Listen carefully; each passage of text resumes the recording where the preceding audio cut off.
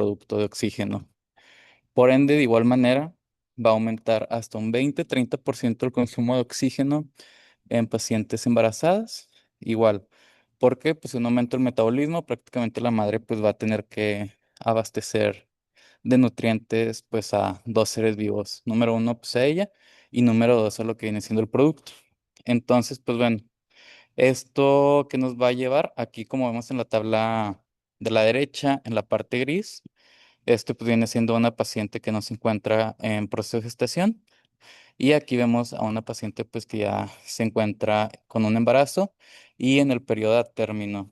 Vamos a ver cómo va a haber un cambio distinto en cada aspecto de los volúmenes y capacidades pulmonares. Recordar que pues bueno, un volumen es la cantidad de oxígeno que pueda estar llevando a cabo la paciente en cada proceso respiratorio y pues las capacidades son las sumas de los distintos volúmenes. Y pues aquí vamos desde lo más simple, que pues es el volumen tidal, que prácticamente es el volumen que va a estar intercambiando o llevando a cabo por respiración la paciente. En una paciente pues no embarazada se encuentra de 6 a 8 mililitros por kilo. Y en una paciente pues a término vemos como este pues puede aumentar hasta un 40%, que equivaldría a unos 10 mililitros por kilo de la paciente. Esto en el aspecto del volumen tidal. Luego ya si nos vamos respecto a las capacidades, que son las que estoy encapsulando, pues vamos a ver que va a haber unas que van a aumentar y unas que va a disminuir. Aquí recordar que lo que viene siendo el IRB, o pues bueno, en este aspecto, tanto como la reserva de volumen expiratorio, que va a ser la que se encuentra aquí abajo, como el volumen de reserva inspiratorio, que es este de arriba, van a aumentar. Vemos que el volumen de reserva inspiratorio pues va a aumentar aproximadamente en un 5 a 10%. Esto pues va a haber un pequeño incremento, pero va a ser contrarrestado por una disminución de la capacidad funcional residual. ¿Qué quiere decir esto? Debido a pues efectos mecánicos. Número uno, como es elevación del diafragma, por efecto mecánico del útero gestante, pues nos va a hacer que nuestros pulmones tiendan a una mayor elastancia y menor complianza. Por ende, pues el volumen que va a tolerar o que va a tener el pulmón al final de cada expiración o una expiración forzada o un ciclo expiratorio forzado, pues va a disminuir hasta un 20%, como está aquí encapsulado. ¿Qué quiere decir esto? Pues que no solo la paciente embarazada por cambios anatómicos, como puede ser edema de la vía aérea, limitación del movimiento cervical, también pues alteraciones compresivas con mayor riesgo de reflujo esofágico o regurgitación de contenido gástrico, pues va a ser más complicado. Entonces, pues esto nos va a hacer que las pacientes tengan una menor capacidad de lo que viene siendo pues el periodo de apnea y menor resistencia a este. Y pues bueno, gran parte de estos cambios pues va a ser por un aumento en las hormonas, principalmente la progesterona, la cual pues si lo vemos pues progesterona pues sería una hormona que va en pro de la gestación. Entonces esto va a hacer que aumente el drive respiratorio, o sea, a nivel de los quimiorreceptores, a nivel del sistema nervioso central, va a hacer que sea más sensible al CO2. Por lo tanto, son pacientes, bueno, son pacientes las obstetras que tienen un aumento en la frecuencia respiratoria, un aumento en el volumen tidal, por ende un aumento en el volumen minuto. ¿Para qué? Pues para poder cumplir con esto de acá arriba, para poder estar proveyendo de mayor oxígeno pues a lo que es el producto. Entonces, no solo nos vamos a enfrentar con una vía aérea anatómicamente difícil, sino a una vía aérea fisiológicamente difícil de igual manera, tanto como por los cambios anatómicos como los cambios fisiológicos.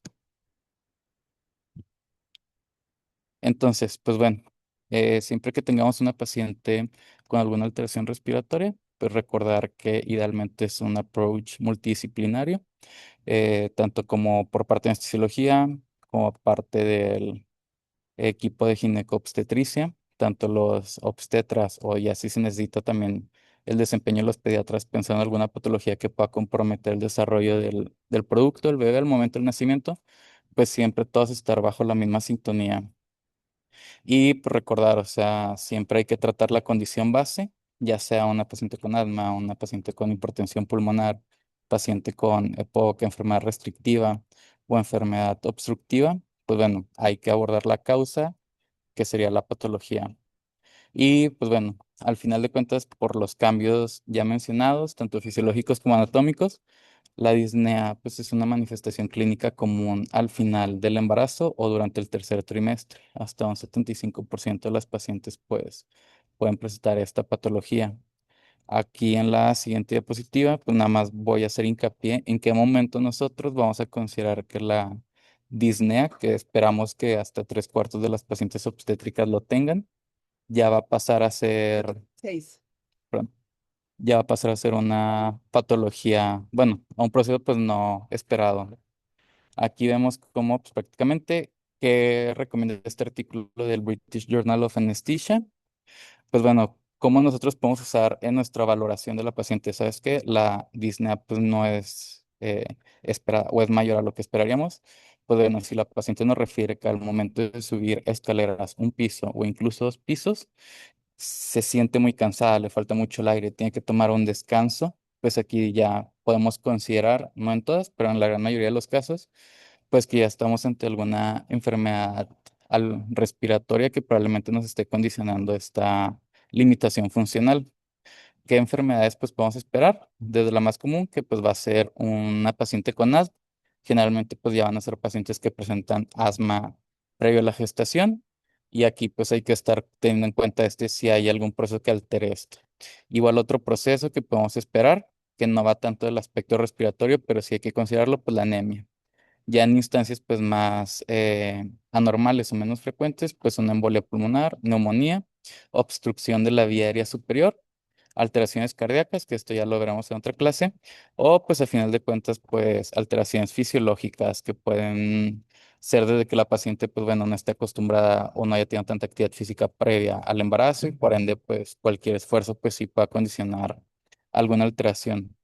De aquí a la derecha, pues podemos ver qué datos clínicos o datos pivotes pues podemos tomar de parte de la exploración clínica y del interrogatorio para poder tener un diagnóstico presuntivo o más o menos decidir si es un aspecto respiratorio, un aspecto anémico o pues incluso cardíaco, en donde pues bueno, o sea, si sospechamos de asma, pues bueno, valorar si la paciente ya tenía dicho diagnóstico, si hay presencias y sibilancias, que pues sería lo más indicativo de la exploración fisiológica, la exploración clínica, perdón, y pues valorar esto. Igual si la paciente ya cuenta con estudios previos, tanto como puede ser la FEP1, si hay una disminución de sus valores previos, si la paciente ya toma medicamentos o pues no. Igual en cuestión de la anemia, pues en este caso principalmente tenerlo en cuenta para el momento del posparto, pues nos puede hablar de un factor de riesgo para un mayor riesgo de hemorragia obstétrica. Y ahorita pues vamos a hablar de cada enfermedad por separado. Entonces, pues bueno, en caso de considerar un estudio de imagen, pues se puede hacer si nosotros creemos que es necesario, que va a ayudarnos a tener un mejor manejo anestésico, si no, pues la verdad es que no hay tanto problema. Pero si nosotros decimos, ¿sabes qué? Es una paciente que se va a beneficiar de dicho abordaje del laboratorio o de estudio, ya sea una radiografía, una tomografía, un PET scan, o sea, independientemente de lo que sospechemos y creemos que el estudio de imagen nos va a ayudar para nuestro manejo, pues se tiene que hacer. Independientemente de la edad gestacional, pues nosotros podemos decir, ¿sabes qué? Se tiene que hacer el estudio. Y aquí principalmente, pues nosotros estamos más en contacto con la paciente ya a lo mejor durante el segundo trimestre o slash tercer trimestre. Aquí nada recordar que pues bueno, el proceso de organogénesis generalmente, dependiendo de la biografía, se lleva desde la segunda o hasta la quinceava semana de gestación, o pues algunos manejan desde la cuarta hasta la octava semana o cuarta o doceava semana del embarazo. Ya posteriormente, pues el riesgo de alteraciones en la formación de los órganos, pues la verdad es que es nulo o pues prácticamente teórico, pues no se lleva a cabo. Tanto radiografías como angiotacs, ya sea pulmonares o scans para valorar la perfusión y la ventilación o un BQ, pues bueno, siempre se van a encontrar debajo del rango teratogénico, entonces por ende es seguro, o sea, evidentemente pues entre más estudios se hagan, pues aumenta el riesgo, pero si se realiza en una sola ocasión, en una sola intervención, pues el riesgo de daño pues no va a superar el beneficio de hacer el estudio. Pasando a lo que viene siendo el asma, recordar que el asma, a diferencia de lo que es el EPOC, pues bueno, el asma es caracterizado por una obstrucción reversible de la vía aérea. Tiene tres componentes fisiopatológicos principalmente, que va a estar dado por el mismo proceso de obstrucción, mediado por una inflamación de la vía aérea, secundario pues a un proceso de hiperreactividad mediada por el sistema inmunológico. En las pacientes embarazadas se menciona que pues, puede haber hasta una incidencia del 3 al 8% en este grupo demográfico. Y pues como lo mencioné en la tabla previa, ¿qué es lo que más nos va a indicar de que el cuadro clínico probablemente se correlacione con asma? Pues la presencia de sibilancias que nos va a hablar de que pues hay una obstrucción del paso del aire a través de la vía aérea, lo cual pues la disminución del diámetro pues va a ser, o de la luz, va a hacer que pues el aire pase con mayor presión y más velocidad por un efecto Venturi. Entonces pues se va a dar este sonido característico y pues principalmente va a ser el dato pivoteo que nos va a indicar un poco más a esto. Ya si se acompaña de tos o disnea, pues ya a lo mejor nos puede facilitar un poco más el diagnóstico clínico. Y pues bueno, aquí es un proceso vicioso en donde pues a mayor inflamación se va a perpetuar la obstrucción y esto a su vez pues también nos lleva a una estimulación del sistema o de una cascada inflamatoria que pues también perpetúa la hiperreactividad de la vía aérea. Principalmente lo vamos a encontrar mediado por lo que vienen siendo distintas moléculas, tanto como la histamina, prostaglandinas, principalmente pues la prostaglandina F, el aire frío, también por esto es importante que pues los pacientes cuando se encuentran principalmente en temporada de invierno o otoño o ya sea a finales de noviembre hacia inicios de marzo, es el periodo en donde hay mayor exacerbaciones de asma y pues incluso soluciones hipotónicas pues que van a facilitar que haya una mayor estimulación de la vía. Y pues bueno, aquí es donde a la derecha se encuentra el control de la vía aérea, donde vemos que pues prácticamente lo que va a predominar va a ser pues un efecto del sistema parasimpático sobre el simpático, mediado principalmente pues por lo que viene siendo el nervio vago. Y a final de cuentas pues esto nos va a llevar a que haya una alteración en lo que viene siendo los epitelios de la vía aérea, donde perdón, el músculo suave, pues va, liso, perdón, va a aumentar de diámetro y pues nos va a estar perpetuando esta obstrucción. Entonces, pues aquí, por esto es muy importante también recordar que pues el tratamiento de primera línea, para lo que viene siendo una exacerbación de asma o incluso pues un choque anafiláctico, el motivo por qué preferimos la epinefrina, pues es porque ayuda a que esta inflamación del músculo liso pues sea menor. Disminuye esto y pues aparte pues hay una estimulación del sistema simpático que va a contrarrestar los efectos nocivos mediados por el aparato parasimpático. Entonces, pues bueno, nosotros como anestesiólogos, ¿qué tenemos que tener en cuenta al momento de tener una paciente con el diagnóstico de asma? Puedes conocer desde que nosotros intervenimos a la paciente, ya sea desde la presentación, consulta, eh, ¿cómo se llama? Inspección, valoración física, etc. Pues es considerar, ok, qué factores o qué situaciones me van a empeorar el cuadro clínico de mi paciente con asma. Entonces aquí a la derecha, de manera superior, pues tenemos tanto aspectos que me van a mejorar la clínica del asma, improve asma, o aspectos que van a aumentar el asma. Prácticamente, aquí tener en cuenta que la progesterona como tal va a causar una relajación. Por ende, pues bueno, esto nos puede ayudar a favorecer lo que viene siendo la relajación del músculo liso y esto nos va a disminuir pues el riesgo de asma. Igual, pues hay un mayor aumento de la producción de prostaglandinas broncodilatadoras. Aquí hay prostaglandinas tanto con efecto dilatador como efecto pues broncodilatador o como broncoconstrictor. Igual que otra situación, pues nos va a aumentar, pues nos va a favorecer, perdón, a la mejoría del asma, pues aumentos del cortisol circulante. Y ya pensando, ok, qué situaciones me van a empeorar mi cuadro clínico o van a aumentar la probabilidad de que mi paciente tenga una exacerbación durante el parto o durante el periodo quirúrgico de la cesárea, pues que los pacientes tienen una menor sensibilidad a los agonistas beta adrenérgicos. Pues hay un downregulation de los receptores beta de las catecolaminas, pues beta adrenérgicos y también alfa adrenérgicos. Por ende, pues también hay se contrarresta, ya les dije, hay prostaglandinas con efecto broncodilatador. Pues bueno, durante el embarazo puede haber un aumento de las prostaglandinas que van a causar el efecto contrario, o sea, hace broncoconstricción. Y por lo mismo, pues bueno, a pesar de que mi paciente tiene un aumento de los niveles de cortisol, pues este aumento generalmente es debido a que hay una desensibilización de los receptores de cortisol. Por ende, pues bueno, ¿por qué? Porque los receptores de cortisol también se unen a lo que vienen siendo la progesterona. Entonces, pues bueno, aquí se contrarrestan los efectos benéficos en este aspecto de ambas situaciones. Entonces, ¿qué situaciones prácticamente nosotros debemos de prever? El estrés. Estrés entendiéndolo como desde el aspecto emocional hasta el aspecto nociceptivo o de dolor. Entonces, pacientes que tengan un buen manejo o un manejo adecuado del dolor durante el parto o durante la cesárea, disminuyen mis probabilidades de una exacerbación del asma. También una reducción del estímulo de la hiperpnea. Entonces, pues bueno, aquí es tratar de igual, el estrés me va a producir que mi paciente esté hiperventilando, se esté estresando más. Igual, esto puede estimular a que esté respirando más, mayor, esté teniendo pues, cierto grado de aerofagia y esté respirando a lo mejor aire más frío. Entonces, pues esto también puede aumentar las probabilidades de un asma. Y pues a final de cuentas, englobando todo, pues es disminuir el estrés materno.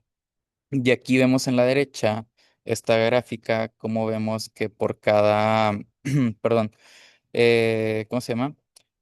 Periodo del embarazo, desde antes de la concepción, segundo trimestre, tercer trimestre y hasta el momento del parto, como hay primero un aumento de lo que viene siendo la reactividad para, ¿cómo se dice? De la vía aérea.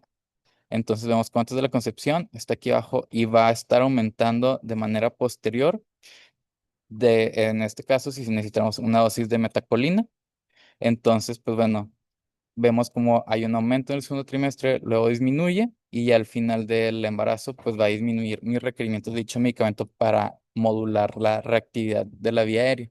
Pero prácticamente comparando desde el periodo preconcepción hasta el post-delivery, pues vemos que hay un aumento, donde hay un pico principalmente en el segundo trimestre y un segundo pico en el tercer trimestre, perdón. Entonces, independientemente de que en teoría tengo menor riesgo al momento de que ya dio a luz, pues comparado previo a la gesta sigue aumentando el riesgo incluso hasta en 1.2 veces la mayor susceptibilidad o necesidad de medicamentos para una respuesta adecuada al control del asma. Entonces, ¿qué mencionan las guías? Tanto la GINA como guías europeas y americanas y también las asociaciones ginecobstétricas. Prácticamente dicen el manejo de una paciente asmática se ha demostrado que, pues bueno, sigue los mismos steps, tanto en cuestiones de exacerbaciones como en manejo del control basal del asma. Tener en cuenta los distintos grupos que tenemos de medicamentos, desde beta agonistas 2 de acción rápida, los ABA, los LABA, que son de acción prolongada, los antagonistas muscarínicos, corticosteroides inhalados o corticosteroides sistémicos y también las metilsantinas. Y pues bueno, como les mencioné, que hay prostaglandinas que tienen efecto broncoconstrictor y broncodilatador, algunos de los medicamentos que se usan, como puede ser el misoprostol, pues son análogos de prostaglandinas, pero que dicen los estudios más recientes, por ejemplo, el CHES no lo recomienda, pero un artículo del 2025 y otro del 2024 prácticamente mencionan que tanto análogos de la prostaglandina E1 y E2 pues son seguros y de igual manera pues el uso de la oxitocina pues es seguro, no va a aumentar el riesgo de que haya una exacerbación del asma en estos pacientes.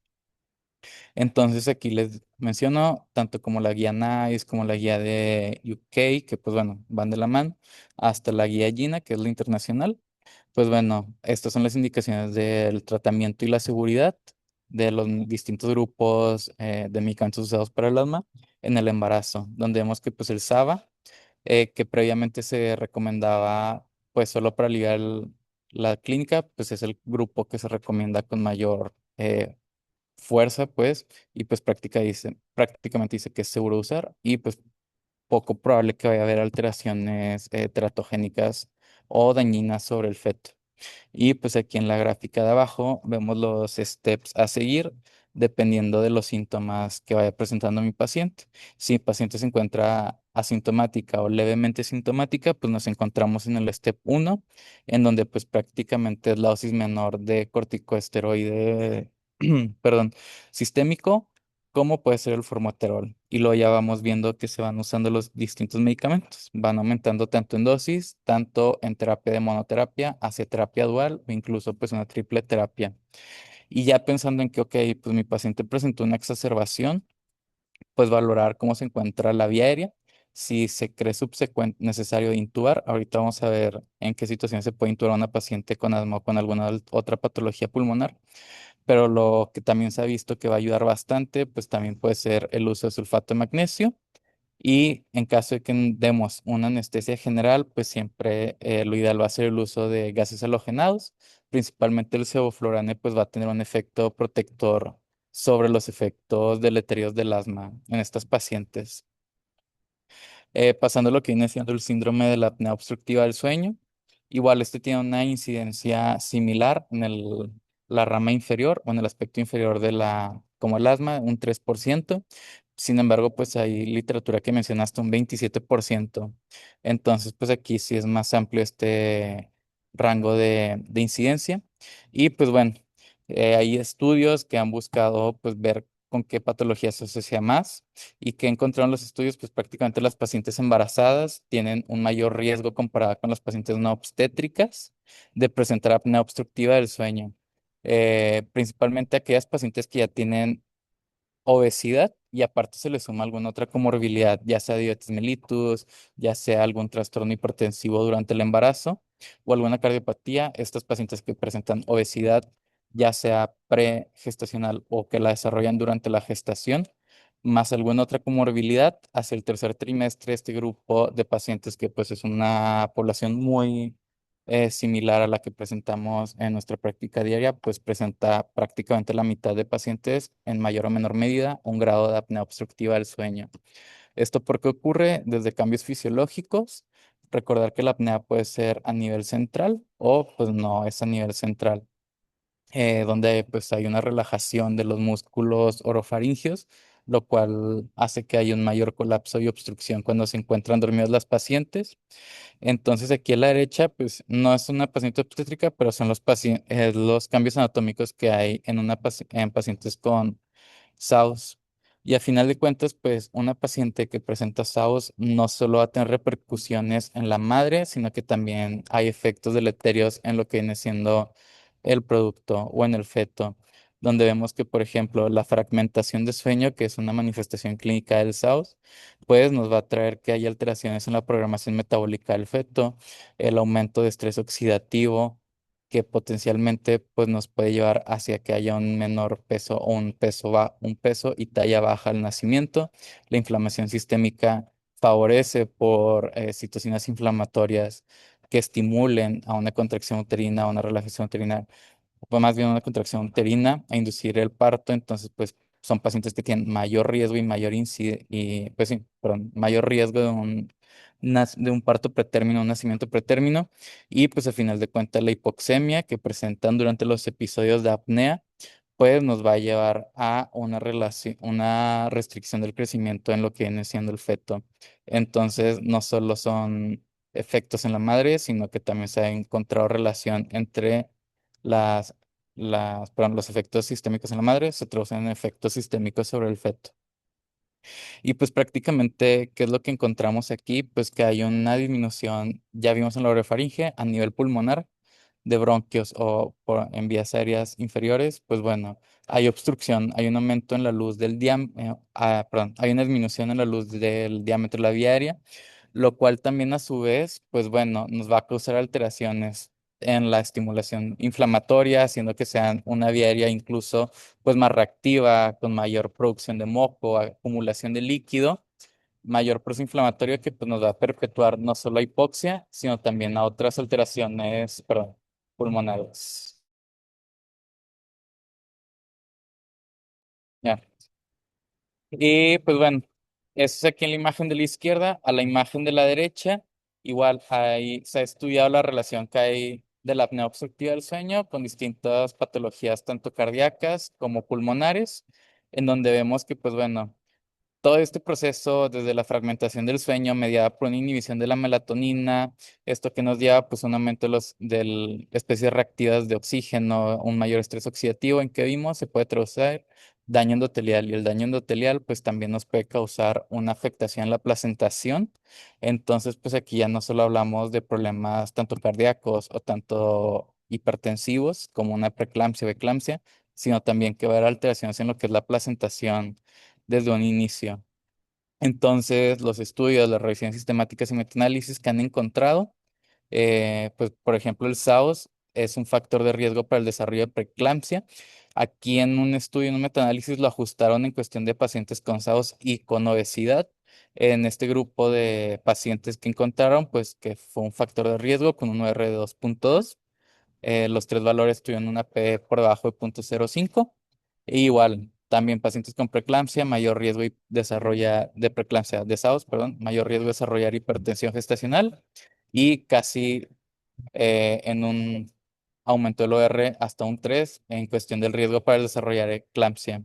Y pues bueno, ¿cuál va a ser el método diagnóstico? Número uno, la clínica, principalmente a nuestra mano que tenemos, pues el uso del score del Stop Bank, que nos va a dar ahí una idea de que si nuestro paciente tiene por clínica apnea obstructiva del sueño y a final de cuentas pues una polisomnografía, en donde aquí vemos la imagen de abajo como en este periodo, generalmente lo característico es encontrar rangos de apnea desde 15 segundos como un mínimo, generalmente en 60 hasta 60 segundos o en pacientes incluso mucho más.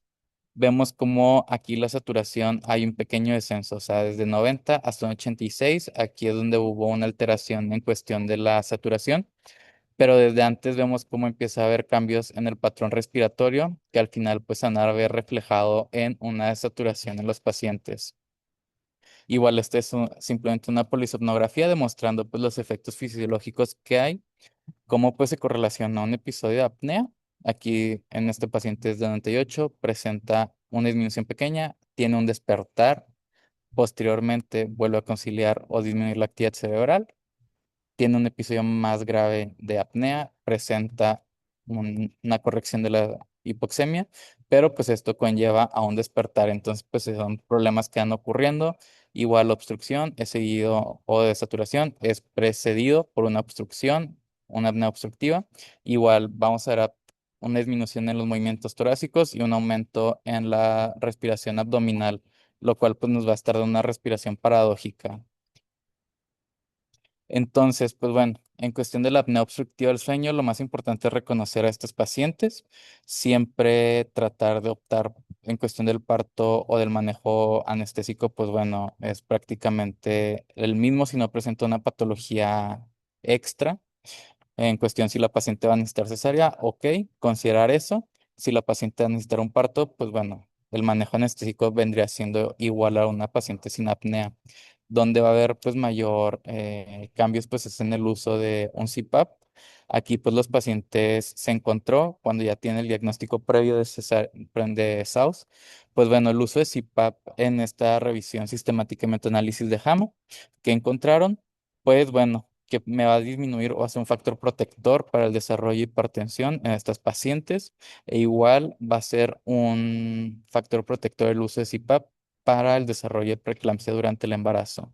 Prácticamente en cuestiones de OR, perdón, de riesgos relativos, similar como factor protector para hipertensión, 0.6 de riesgo relativo y un RR de 0.7 para preeclampsia. Aquí, pues bueno, nada más como pequeñas limitaciones o conclusiones del estudio, se encontró que pues sí, van a ayudar para esto. Sin embargo, pues bueno, los estudios variaban en cuestión del tipo de máscara, si era facial, si era nasal, los tipos de presiones que se usaban variaban, algunos estudios no lo especificaban y otros sí.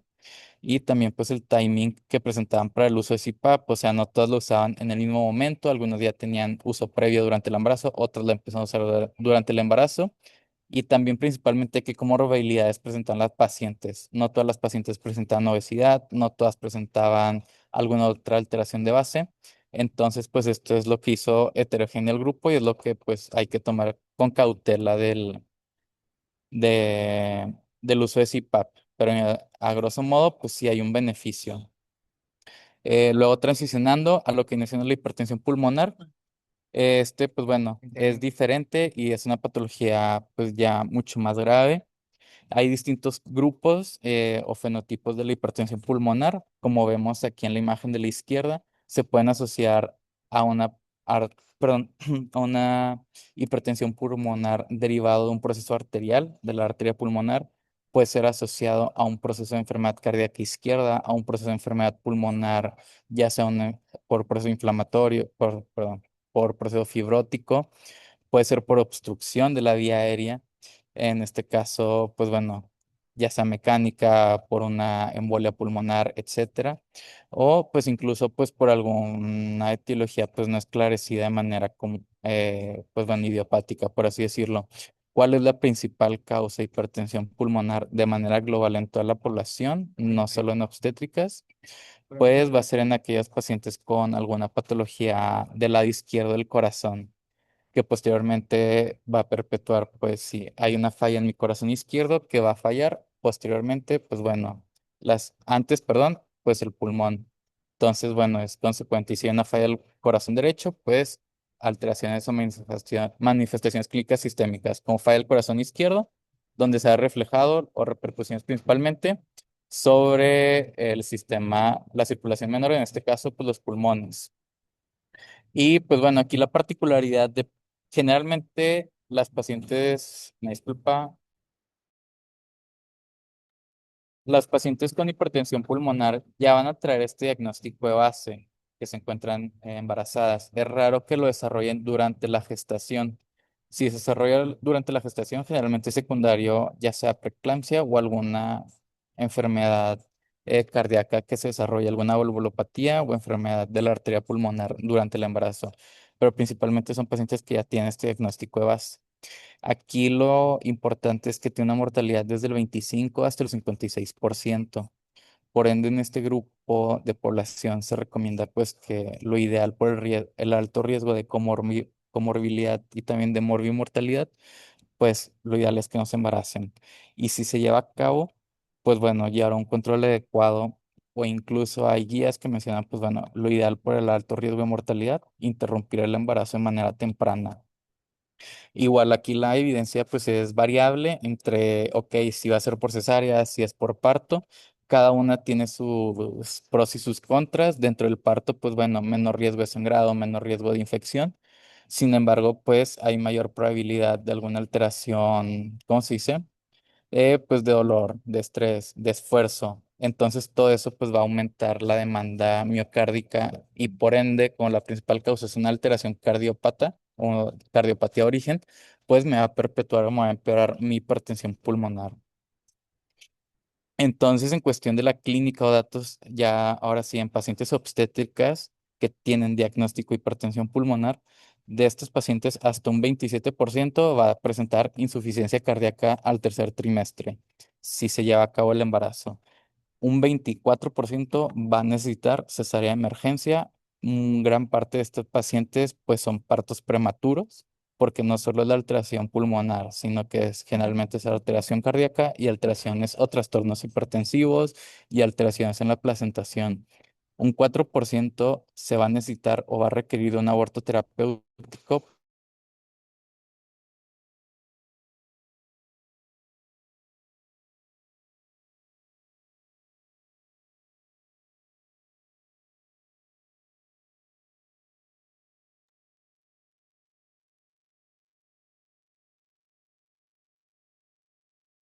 Desconectó, ¿verdad?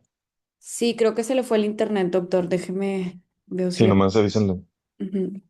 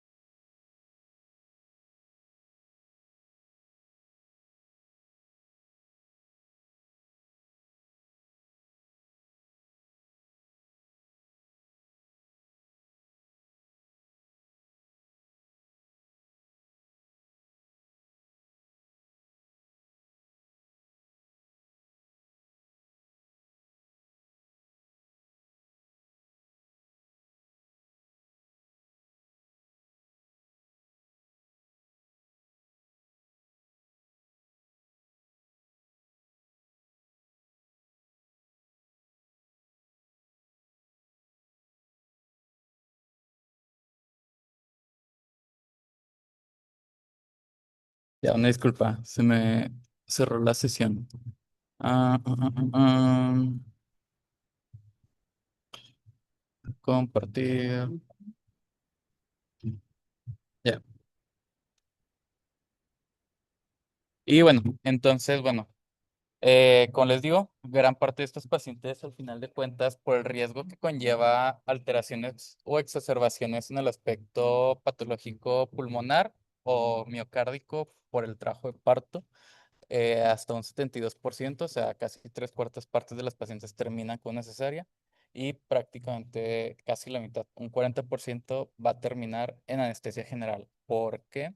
Por el riesgo de presentar inestabilidad hemodinámica por el bloqueo. Entonces son pacientes que, pues bueno, se considera o lo ideal es siempre tener todo preparado en sala, desde inotrópicos, desde dilatadores pulmonares, desde vasopresores, e incluso así, pues hay sus consideraciones específicas con cada tipo de manejo farmacológico.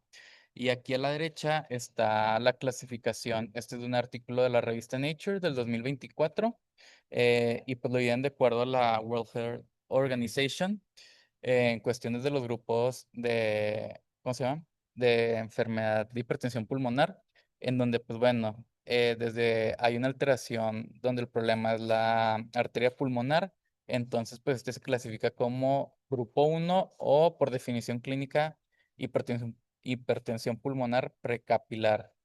Luego el otro grupo es donde vemos hipertensión pulmonar asociado, lo que les había mencionado, a una enfermedad del corazón izquierdo. Y este pues se puede clasificar de distintas maneras, desde hipertensión pulmonar postcapilar, ya sea de manera conjunta o aislada, o puede ser combinada con el primer grupo. Entonces son distintos grupos, distintas clasificaciones, más que nada para que nos va a ayudar pues para ver cuál puede ser la etiología probable y así tratar dicha etiología si se puede tratar.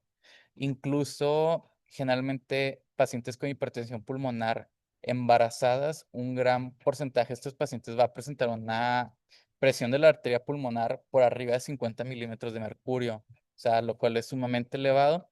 Entonces, pues esto ya nos habla que no incluso solo tiene hipertensión pulmonar, o sea, tiene una hipertensión pulmonar considerable. Pa- Y pues bueno, aquí a la izquierda respecto a los aspectos fisiopatológicos que conlleva una paciente con hipertensión pulmonar, pues vemos cómo es un círculo, pues no vicioso, pero sí que una cosa me va a llevar a otra, más que se estén perpetuando, donde vemos que la hipertensión pulmonar, si es secundaria a enfermedad cardíaca izquierda, si es aislada a alguna alteración de la arteria pulmonar o por X o Y motivo, ya sea por fibrosis o una enfermedad obstructiva, que me va a perpetuar posteriormente a una falla cardíaca derecha. Posteriormente, pues ya me va a estar fallando tanto con mi corazón izquierdo como mi corazón derecho. Entonces, pues, ¿en qué va a ser lo que vamos a caer posteriormente? En un choque cardiogénico, ya sea por falla cardíaca izquierda o falla cardíaca derecha o ambas, y posteriormente a la muerte. Va a haber lo que va a ser un desacoplamiento entre mi función ventricular derecha y mi arteria pulmonar derecha, porque va a haber un aumento en mis presiones, por ende va a haber un retorno hacia mi ventrículo derecho, porque no va a poder vencer la presión de mi arteria pulmonar.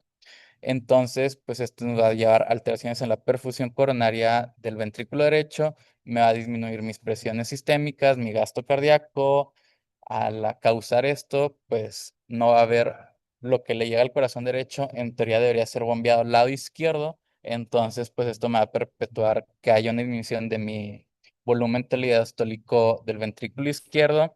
Entonces pues va a haber alteraciones tanto derechas como izquierdas, hipertrofia ventricular derecha, mayor estrés o tensión de estrés sobre el ventrículo derecho.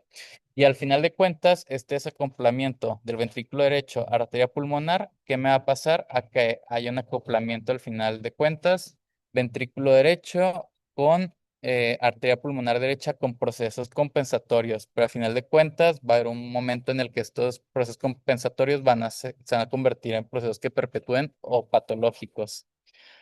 Entonces, pues bueno, dentro de las terapias que tenemos para tratar la hipertensión pulmonar, aquí tenemos las que están emergendo, perdón, que son prácticamente terapias inmunomoduladoras, perdón.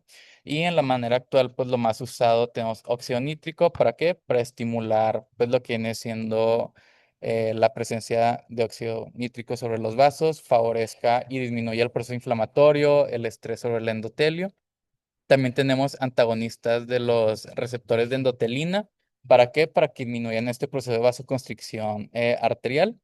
Y pues también lo que estamos un poco más familiarizados y también es importante porque pues son medicamentos que se usan en este grupo de pacientes, pues el camino a la vía de las prostaciclinas, en este caso pues el PG1 y pues este prácticamente igual, las prostaglandinas van a tener un efecto vasodilatador, entonces pues es lo que se va a buscar en estos pacientes. Entonces, ¿qué vamos a buscar como manejo anestésico? Mitigar cualquier situación que aumente mis resistencias vasculares pulmonares. ¿Para qué? Para evitar lo que viene en el esquema de la izquierda, que va a ser evitar el dolor, mayor estrés, mayor demanda miocárdica, mayor aumento también de la tasa metabólica, por ende, mayor carga miocárdica, efecto simpático, aumento de mis resistencias vasculares pulmonares. La hipoxia también aquí me va a conllevar perdón, vasoconstricción pulmonar. Entonces, esto que va a perpetuar aumento de mi presión pulmonar y subsecuentemente alteraciones cardíacas. De igual manera, hipercapnia pues va de la mano con lo que viene siendo la hipoxia y también pues la acidosis me va a perpetuar esto y la hipotermia. Entonces, cualquier situación de estrés que me perpetúe alguno de estos, ¿cómo se llama? 5 factores, pues me va a empeorar mi cuadro clínico.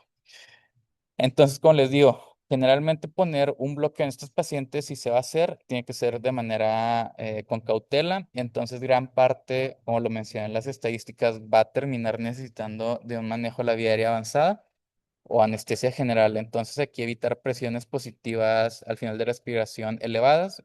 El artículo, la guía de la Asociación Europea de Cardiología, mencionaba en la guía del 2023 en estas pacientes obstétricas de 5 a 10 milímetros de mercurio manejar presiones de vía aérea elevadas, evitarlas, prácticamente llamando elevadas, pues abajo idealmente de 40 centímetros de agua y volúmenes ideales a peso ideal de 6 a 8 mililitros por kilo.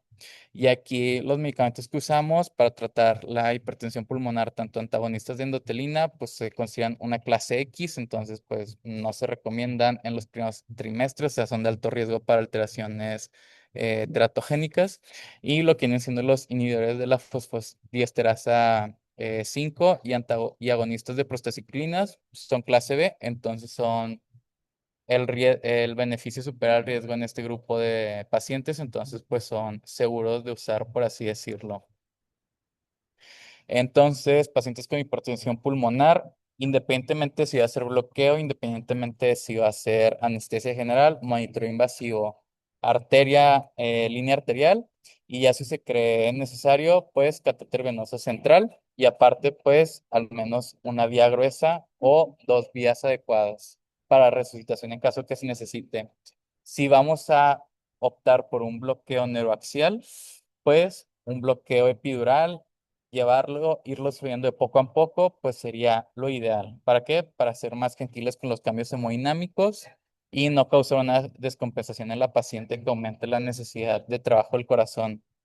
Dosis baja de vasopresor durante el bloqueo se pueden usar, pero aquí hay un efecto en U. Tanto dosis muy bajas como dosis muy elevadas de norepinefrina y vasopresina me van a aumentar mis riesgos. Dosis muy bajas y dosis muy altas de ambos medicamentos se encuentran ahí con alteraciones, entonces hay que encontrar un sweet spot en donde pues no me cause repercusiones hemodinámicas, principalmente por aumento de resistencias vasculares pulmonares.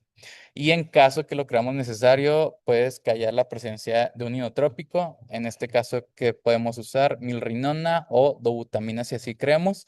No se recomienda la epinefrina porque pues me va a aumentar demasiado la demanda miocardio, entonces pues esto va a ser nocivo. Y en dado caso que lo consideremos, pues vasodilatador, generalmente lo que más se puede usar en estos pacientes, como hacer anestesia general, pues vendría siendo el uso de óxido nítrico, perdón. Y pues bueno, generalmente aquí se maneja un rango desde 1 hasta 20 moléculas por millón, pero incluso hay artículos que mencionan hasta 80 moléculas por millón que se puede usar. Y aquí el periodo crítico más importante va a ser el posquirúrgico, ya sea por cesárea o por parto, porque hay un cambio en la dinámica de líquidos, en donde pues hay un cambio donde la paciente va a empezar a tener mayor reabsorción de volumen circulante sanguíneo. Entonces, pues esto nos va a aumentar o nos va a hacer más susceptible a una sobrecarga hídrica sobre el corazón, entonces mayor riesgo de insuficiencia cardíaca en el periodo postquirúrgico. Entonces, no solo de que, ok, ya pasó el proceso, ya fue el parto, ya fue la cesárea, sino que en el posoperatorio inmediato estar pendientes de los líquidos y las alteraciones hemodinámicas que pueda haber.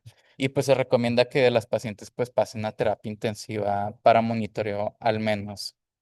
Y pues bueno, en cuestión de la aspiración pulmonar durante el posparto, durante el embarazo o el posparto, este es un artículo publicado el año pasado en el Reino Unido, prácticamente fue del 2013 al 2016. Ellos encontraron una incidencia de aspiración pulmonar de 5,2 casos por cada millón de, ¿cómo se llama? De población de maternidad. Entonces, bueno, está muy bueno el artículo, desglosan de manera pues, adecuada cada aspecto del paciente, pero bueno, ¿qué se encontró? Prácticamente que el riesgo de, o como factor de riesgo de, ok, mi método para la anestesia, para la cesárea, ¿qué va a ser?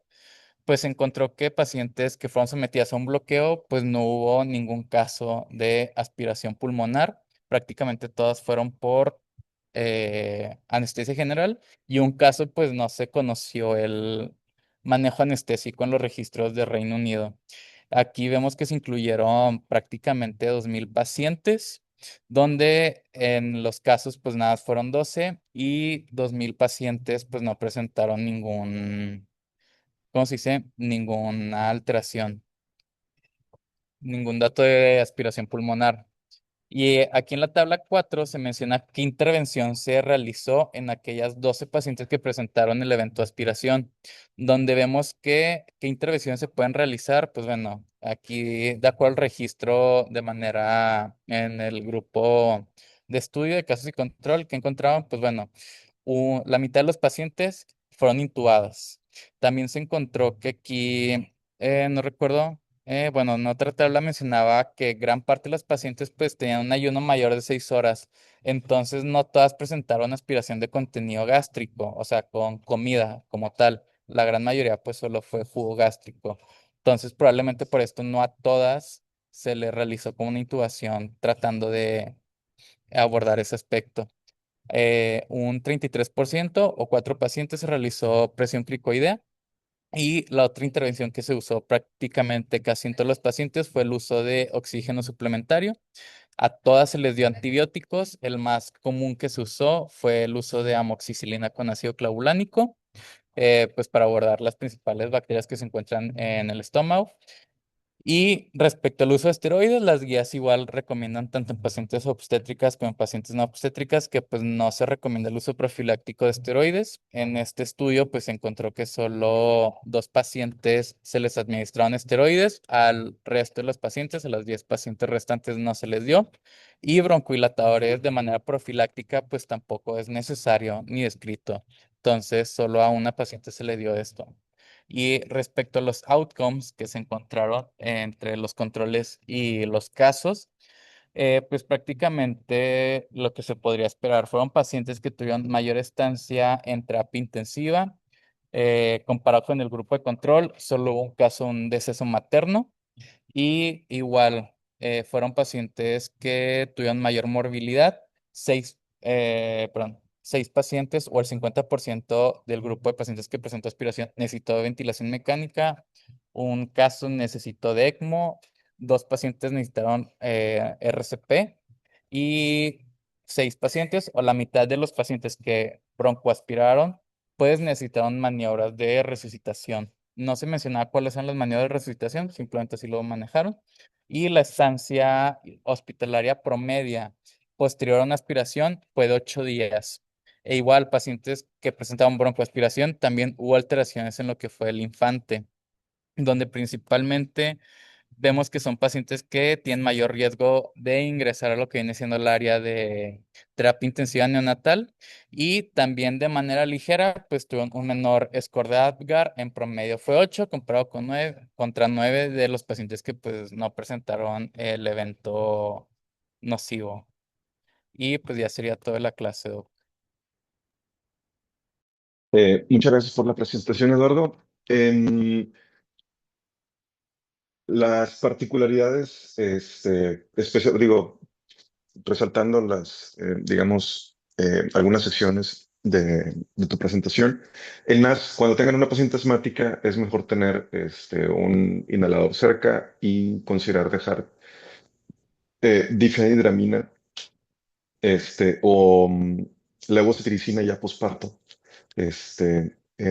como parte de la terapia para evitar picos de histamina. La mayoría de los medicamentos que van a poner van a producir una pequeña reacción histaminérgica, entonces de esta forma pueden reducir los eventos ahí de broncoespasmo. Lo otro es que consideren después del parto usar ceretide, este, o en los días posteriores usar ceretide, digo, más que todo en el hospital, va a tener la ventaja de tener salbutamol. La ventaja del ceretide es que durante más tiempo van a provocar la broncodilatación, y la paciente pues va a sentirse menos problemada o no tener que estar usando tanto el inhalador, incluso se puede llegar a controlar. Lo otro es que en pacientes con hipertensión pulmonar o que tienen este, un flujo, como un flujo de derecha-izquierda, como en el caso de las pacientes con comunicación interventricular o comunicación auricular, que está relativamente patente, o pacientes que pueden llegar a tener algo de EPOC o fibrosis pulmonar. En ellas, no tanto la anestesia, sino la analgesia. Si le ponen opioide neuroaxial, especialmente arriba de 1,5 miligramos de morfina o arriba de 100 microgramos de morfina espinal, o le ponen 300 microgramos de buprenorfina subcutáneo o por alguna otra vía, pues la paciente va a empezar a respirar con 8 o 10 de frecuencia respiratoria y eso va a hacer que la saturación, si está en 88, pues se vaya a 80. Normalmente no va a ser problemático para la paciente, pero enfermería va a estar sobre ustedes, informándoles de que, doctor, su paciente está de 80. Y luego le van a decir el GINE y le van a pedir interconsulta terapia. Terapia va a decir que es ingresa intermedia. Y pues algo que se pudiera evitado nada más poniéndole una menor cantidad de opioide en el neuroaxial y poniéndole ya sea una infusión epidural de anestésico local, puro anestésico local, o ponerle un TAP y esto se evita. Entonces, cuando tengo una paciente con hipertensión pulmonar que ya tiene cambios en saturación, en- a la hora de estar así, pues en reposo, pues consideren dejarle analgesia más inclinada a anestésico local o a técnicas de región del periférico que, pues, opioide neuroaxial. Acá en la 23 es bien común que tengamos a un anestesio que acaba de salir y tiene su paciente con hipertensión pulmonar secundaria a una comunicación interauricular y le decimos al doctor, Doc, no le vayas a dejar una alta cantidad de opioide y es lo primero que hace. Y luego le decimos, o sea, Doc, tu paciente trae 78 de saturación, así venga, llégale a la nota. En realidad sabemos que no va a pasar nada, sabemos que la paciente está acostumbrada a llegar a esas saturaciones, pero pues digo, necesitamos que vea lo que hizo para que recapacite. Entonces, invitarlo a hacer su nota es una manera de que ven o sea, nadie te va a regañar, es la experiencia con el paciente la que va a producir el cambio. Pero bueno. Y finalmente, el uso de vasopresor. Hay quienes cuando ponen la técnica neuroaxial, al mismo tiempo ya están pasando vasopresor, pues es válido. Normalmente se van a beneficiar de algo de soporte con vasopresor más que carga, las pacientes con hipertensión pulmonar, este, mi recomendación es que fraccionen el peri y, digamos, no se apoyen tanto en poner el subaracnoideo. El problema es que si sus maestros solo ponen sub, van a pensar que solo el sub es bueno. Entonces, yo les invito a que tengan experiencia con el peri, lo fraccionen y tengan digamos, lo tengan como una alternativa. O sea, va a haber pacientes que ustedes de entrada las van a ver muy lábiles y pues pueden ponerle sub, pero van a parir chayotes. Y muchas veces ustedes dicen, no, pues le pongo sub para que quede fregón. Este, y puedo yo mantener la perfusión, perdón, la presión arterial media de la paciente. Pero recordemos que el útero no tiene autorregulación, está completamente em, perfundido por flujo, entonces ustedes pueden tener una excelente presión arterial media, pero si el flujo es de menos de 3,3 de índice cardíaco, el útero más bien la criatura, pues ahí va a estar mal perfundida y luego va a salir con un Apgar bajo y otra vez van a sacar la palabra o la frase de es por lo mismo. Este, cuando en realidad, entonces, digamos, el detalle de flujo o el Apgar bajo, pues fue cortesía de ustedes. Y probablemente si ese niño iba a ser doctor, pues ahora va a ser ingeniero o licenciado. Entonces, este, digamos, ahí ustedes están contribuyendo al futuro en los siguientes 25 años de ese niño. Este, ¿Y qué más? ¿Qué más? ¿Alguna pregunta, duda, comentario de esta sesión?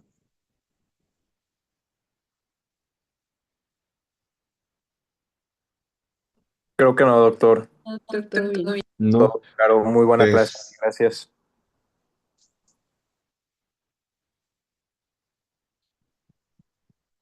muy bien. Sí, pues, muchas gracias, Eduardo, por la sesión. Estuvo muy ilustrativa. Estuvo padre la actualización que diste. Y pues nos vemos el siguiente miércoles para la siguiente sesión. Que tengan un excelente día y una mejor semana. Cuídense bastante. Gracias. Gracias.